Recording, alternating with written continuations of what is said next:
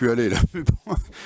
Bien, allez mes chers collègues, pour présenter ce budget primitif de notre ville pour 2021, je ne reviendrai pas sur les contextes économiques et législatifs nationaux qui évidemment influencent la préparation de ce budget pour l'avoir fait ensemble lors du précédent conseil municipal sur le débat d'orientation budgétaire.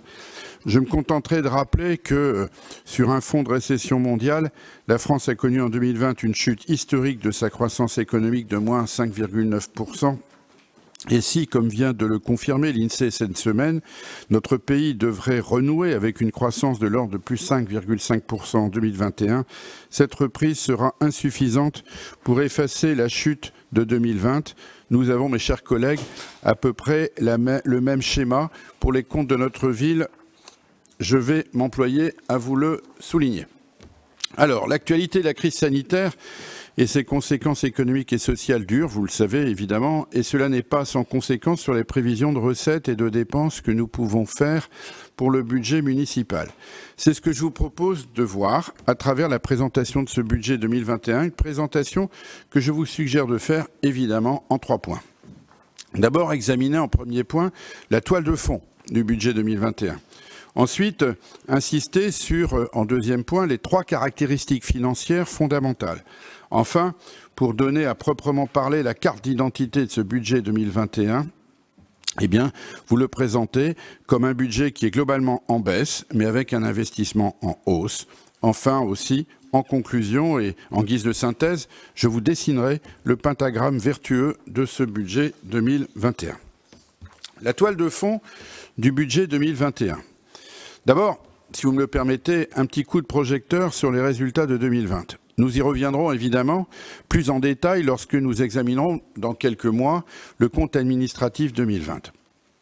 La baisse des recettes en 2020 a évidemment pesé sur nos comptes. Elle a été finalement moins forte que prévu, mais elle affecte bien sûr nos comptes. Je rappelle que le budget primitif 2020 s'équilibrait en fonctionnement en dépenses et en recettes à 52,97 millions et était construit avec un virement de la section de fonctionnement à la section d'investissement, c'est-à-dire avec une épargne prévisionnelle de 2,05 millions d'euros. Même si les économies ont pu être faites sur ces dépenses, celles-ci, vous le verrez dans un instant, ont moins diminué que les recettes et dès lors, le résultat est donc inférieur à ce qui était prévu. Les recettes, je disais, elles ont été moins élevées que prévu. Au budget primitif, nous avions inscrit 52,97 millions d'euros. Au compte administratif, c'est-à-dire en exécuté, nous aurons réalisé 52,11 millions d'euros, c'est-à-dire finalement 860 000 euros de recettes en moins que prévu. Les dépenses, même si les surcoûts Covid ont dopé nos dépenses, les économies que nous avons réalisées n'ont pas permis de pouvoir avoir des dépenses qui baissent plus fortement que les recettes. Au contraire, la baisse des dépenses a été moins forte que les recettes. Les dépenses étaient prévues à 50,93 millions d'euros. Elles ont été en réalisé de 50,35 millions d'euros. Ce qui veut dire qu'elles ont baissé de 580 000 euros. Au final, donc, en exécution, le résultat 2020 est inférieur à ce qui était prévu, de 280 000 euros, encore une fois, puisque les dépenses ont baissé moins fortement que les recettes n'ont baissé en cours d'année. Néanmoins, l'excédent final donc, de 2020 est de 1,77 million. Je disais néanmoins, puisque, bien entendu, nous pouvons nous satisfaire de dégager un résultat positif, 1,77 million, c'est moins qu'espéré, mais c'est toujours un résultat nettement positif, mais nous avions prévu 2,05 et nous sommes inférieurs de 280 000 euros à ce que nous avions prévu. Encore une fois, excédent final, 1,77 million d'euros. La crise sanitaire a d'évidence affecté nos comptes avec une altération au demeurant cependant limitée. Cet excédent de 2020 s'ajoute évidemment à l'excédent cumulé de fin 2019 qui était de 5,38 millions d'euros, ce qui veut dire que nous terminons l'année 2020 avec un excédent cumulé de fonctionnement de 7,15 millions d'euros. termes clairs, mes chers collègues, nous avons su contenir les conséquences de la crise. Nous avons fait mieux, je crois pouvoir le dire, que sauver les meubles, car pour financer nos investissements et faire face à nos engagements, nous terminons l'année sur un excédent très correct que je viens de vous rappeler à 7,15 millions d'euros. Pour autant, cette baisse des recettes et de résultats n'est pas neutre. Le graphique projeté montre combien, alors c'est un peu loin peut-être, mais il sera en annexe de ce procès-verbal. Ce graphique, disais-je, projeté montre combien la baisse de recettes en 2020 a impacté notre autofinancement. Si la courbe en vert mesure l'évolution de recettes d'exploitation, 3 périodes sur les années récentes. Les recettes, tout d'abord, avaient baissé de 2014 à 2017. Notamment avec la diminution des dotations de l'État. De 2017 à 2019, grâce à l'inverse, à l'évolution favorable des dotations de l'État, nos recettes avaient commencé à se redresser assez significativement, passant de 51 817 en 2017 à 53 238 en 2019. Mais c'est la troisième période, vous le voyez bien, en 2020, la chute des recettes est forte et comme le montre le graphique, cette baisse brutale entraîne avec elle une nette baisse de l'épargne brute, c'est-à-dire c'est la courbe bleue, celle de l'autofinancement. Tout cela donc pour vous préciser que ce qui est la résumé en quelque sorte de cette année 2020, nous la commenterons davantage dans le compte administratif. 2020, c'est une chute des recettes et c'est une baisse corrélative, non pas corrélée, mais corrélative de l'autofinancement, c'est-à-dire de l'épargne brute. Baisse des recettes, du résultat et de l'épargne en 2020. Voilà pourquoi cela nous a conduit à réaffirmer lors du débat d'orientation budgétaire 2021 une stratégie financière claire et qui tient en 5 points que je rappelle très brièvement. Nous nous sommes engagés dans le débat d'orientation budgétaire, premièrement, à rétablir en 2021 l'autofinancement pour corriger 2020 et retrouver au moins le niveau de 2019. Deuxièmement, pour cela, nous sommes engagés à avoir une maîtrise poursuivie des dépenses, d'autant plus nécessaire que des recettes sont très incertaines dans le contexte de crise sanitaire. Troisièmement, nous sommes engagés à mettre en œuvre des politiques pour élargir durablement les recettes fiscales propres, nouvelles entreprises, nouveaux logements, attractivité de la ville par une action forte sur la qualité de l'environnement et du cadre de vie. Tout ça, ce sont des possibilités, des promesses de recettes pour les années qui viennent durables. Enfin, nous sommes engagés aussi à continuer notre désendettement progressif et à continuer aussi de faire preuve de réalisme et de sérieux dans le choix, le calendrier et le financement des investissements en mobilisant les subventions possibles. Voilà ce que l'on peut rapidement retenir, mes chers collègues, de 2020 et de notre stratégie pour 2021. Alors, si vous le voulez bien, regardons les choses plus en détail. Ce budget 2021, il a tout d'abord 3 caractéristiques financières fondamentales. Première caractéristique, le budget 2021 continue de se bâtir sur un autofinancement très correct. L'objectif est bien sûr, en augmentant l'autofinancement, en le rétablissant, en le confortant, de consolider la structure financière de la ville, de poursuivre un équilibre sincère de nos comptes, enfin de conforter l'autonomie financière de la ville en réduisant le financement par l'emprunt et en augmentant le financement par l'épargne. Cet autofinancement, il se construit à partir du revirement que j'évoquais il y a un instant, de la section de fonctionnement à la section d'investissement. Ce virement, c'est en quelque sorte notre épargne préalable, c'est notre épargne prévisionnelle que nous envisageons de constituer sur l'année pour financer nos investissements, par exemple. Le graphique qui vous est présenté résume parfaitement l'évolution de ce virement à travers les années.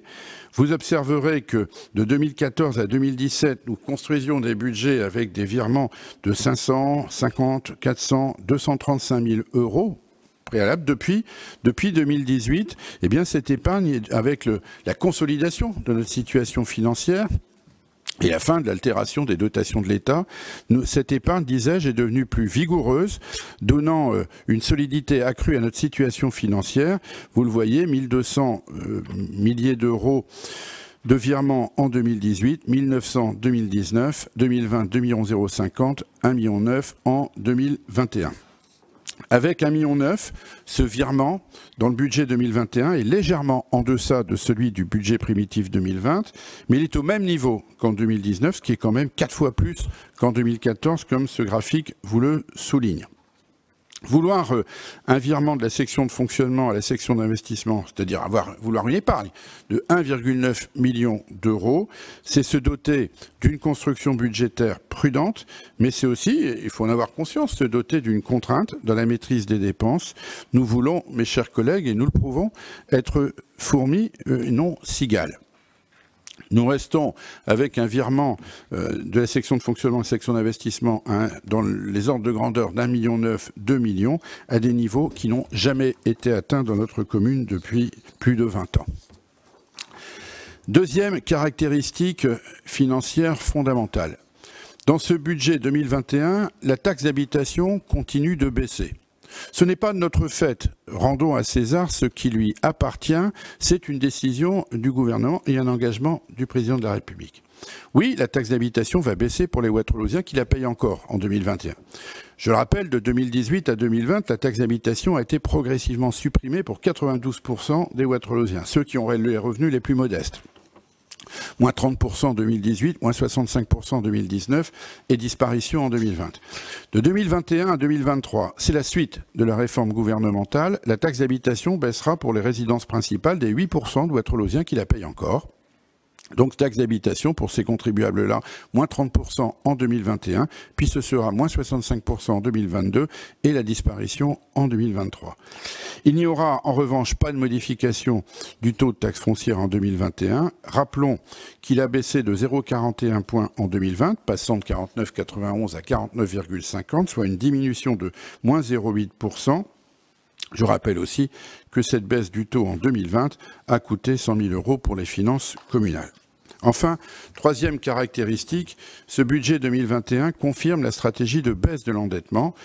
C'est une constante, vous le savez, depuis 2010, et je l'ai rappelé tout à l'heure, dans la stratégie fondamentale voulue par notre majorité. Chaque année, on rembourse plus qu'on emprunte. Dans le budget 2021, nous tablons ainsi sur des nouveaux emprunts à hauteur de 3,5 millions d'euros. Les remboursements d'anciens emprunts sont de moins 3,51 millions d'euros. Autant dire donc que la dette devrait baisser de près de 500 000 € en 2021. Elle serait ainsi de 55,0 millions d'euros fin 2021 contre, je le rappelle, 58,4 millions d'euros fin 2011. Le graphique qui vous est présenté sur la droite de ce slide montre très bien l'évolution à la fois des montants et de la tendance à la baisse, parfaitement orientée donc du stock de notre dette. Enfin, troisième partie de cette présentation, après ces trois caractéristiques financières fondamentales, je voudrais aborder avec vous le contenu de ce budget 2021 et quelle est en quelque sorte sa carte d'identité. Globalement, ce budget est en baisse, mais il comporte un investissement en hausse.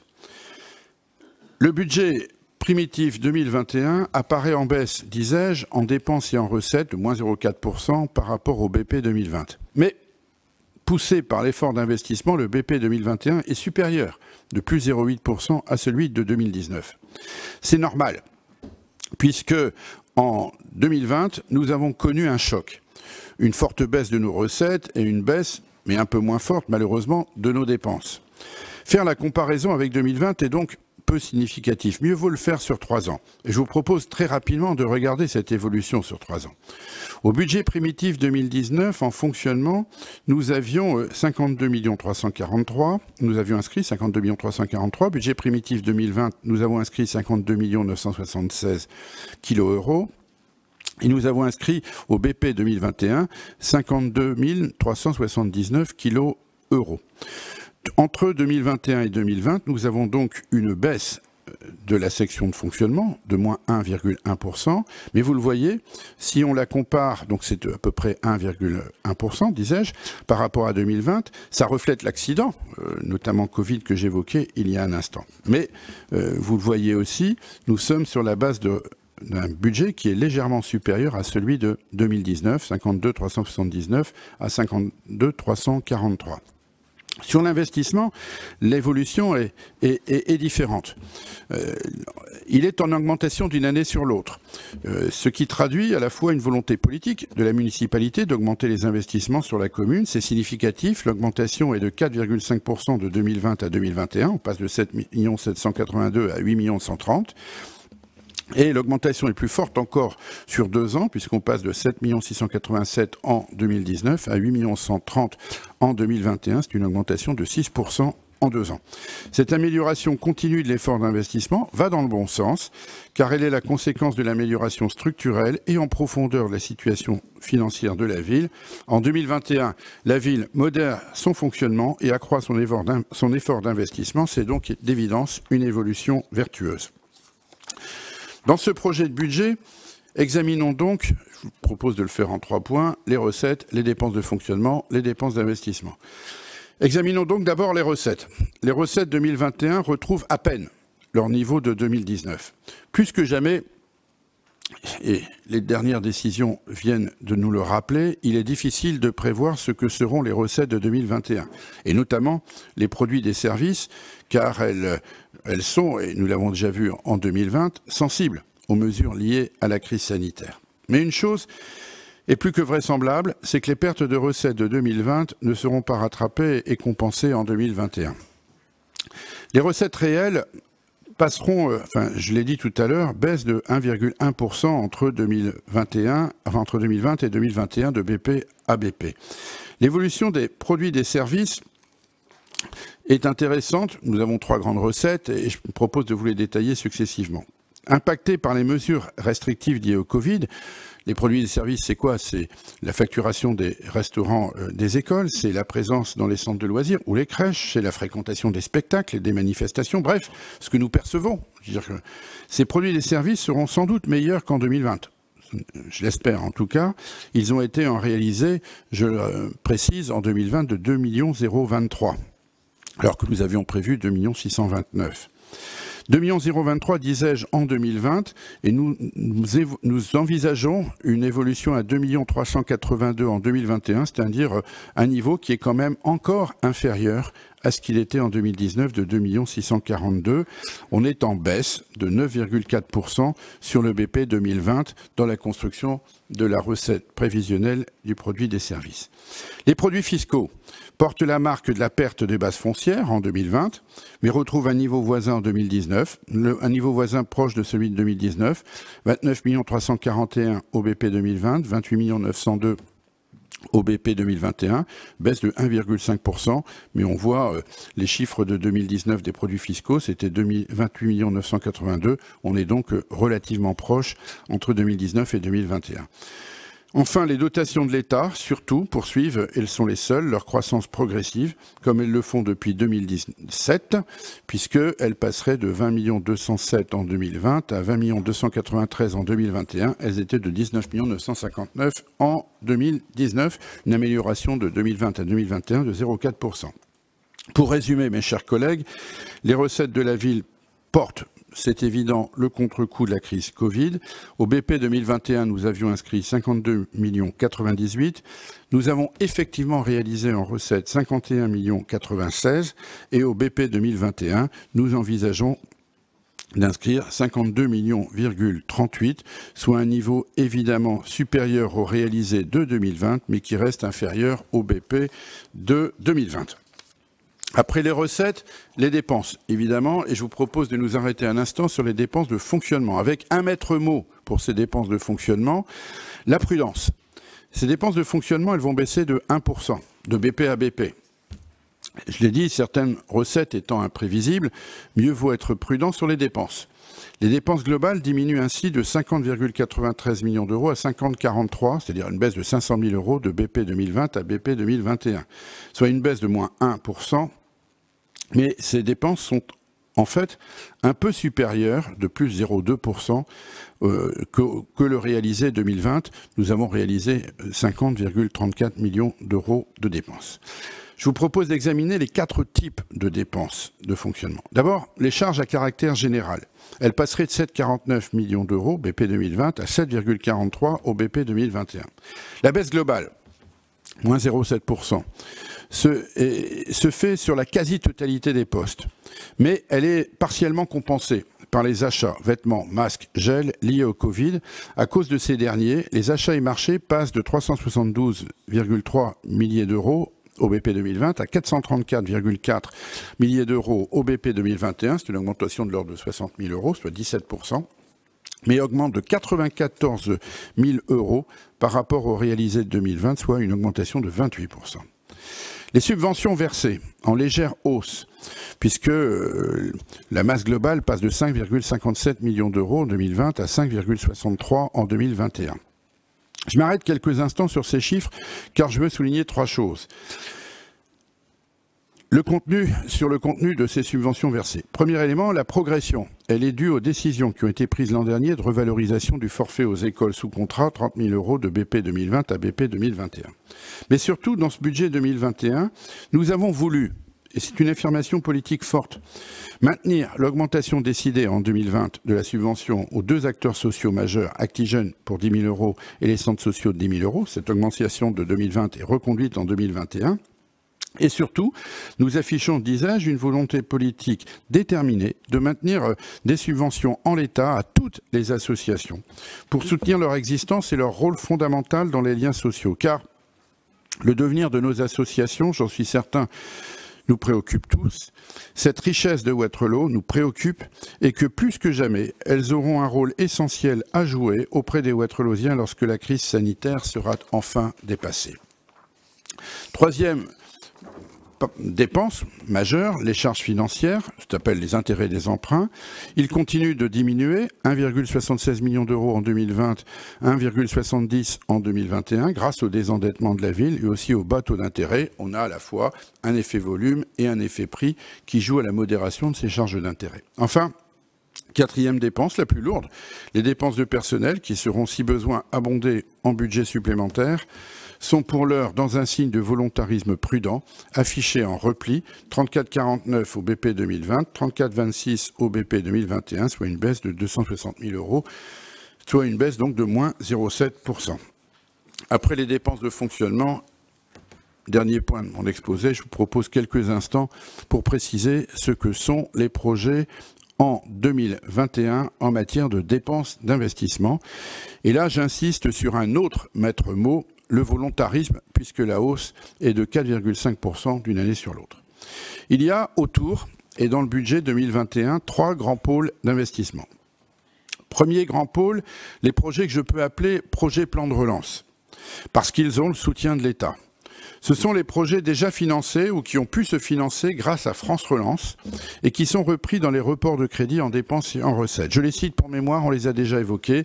La rénovation de la salle de sport Janzé, 439 000 euros, dont 176 000 financés par la DSIL, dotation de soutien à l'investissement local.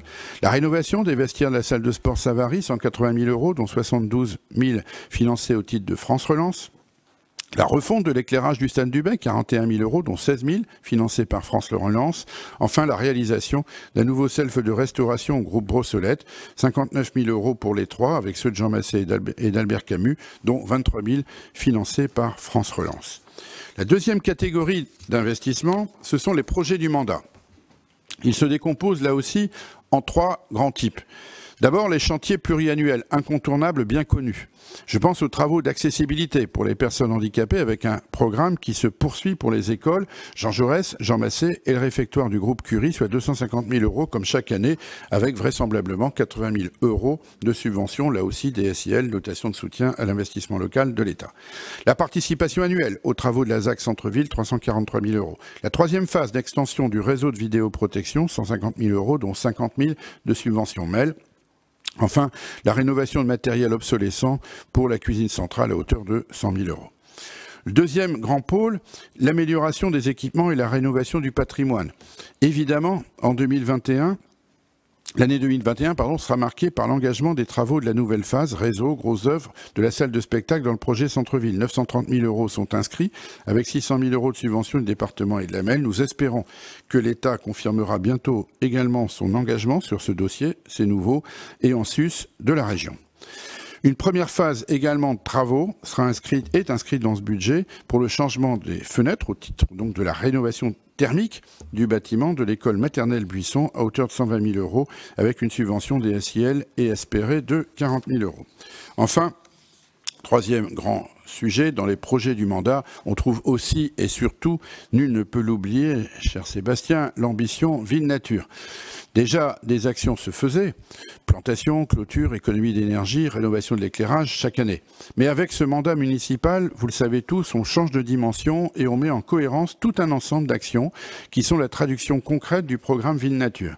Dès 2021, c'est un coup d'accélérateur avec des investissements globaux voisins de 600 000 €. Ce sont la rénovation énergétique des chaudières. 7 sont d'ores et déjà programmées pour 170 000 €. C'est une première phase, peut-être que nous y reviendrons lors du budget supplémentaire.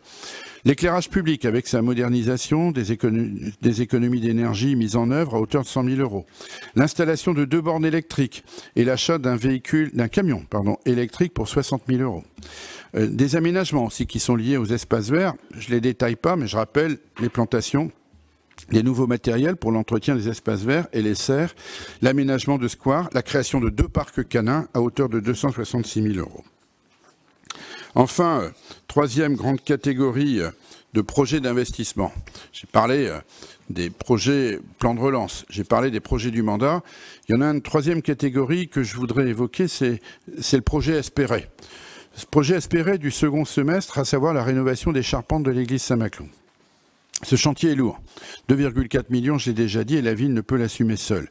Il pourrait s'ouvrir en première phase au second semestre 2021 et être inscrit au BS, je le dis d'ores et déjà, sous réserve du soutien de l'État, dont nous attendons là aussi le soutien au titre du plan de relance et de la DSIL Patrimoine, de la MEL, à travers son fonds de concours patrimoine, le département, au titre des projets structurants, et de la région au titre de la défense du patrimoine. Les dossiers sont tous déposés, nous attendons donc les réponses, mais il est de bon ton d'attendre les réponses avant que d'inscrire évidemment les chantiers, donc nous nous retrouverons vraisemblablement au second semestre lors du budget supplémentaire. C'est donc, mes chers collègues, un effort d'investissement progressif, cohérent et financé qui est porté par ce budget 2021, un effort d'investissement, disais-je, qui est conforme aux engagements du programme municipal et aux capacités financières de la ville.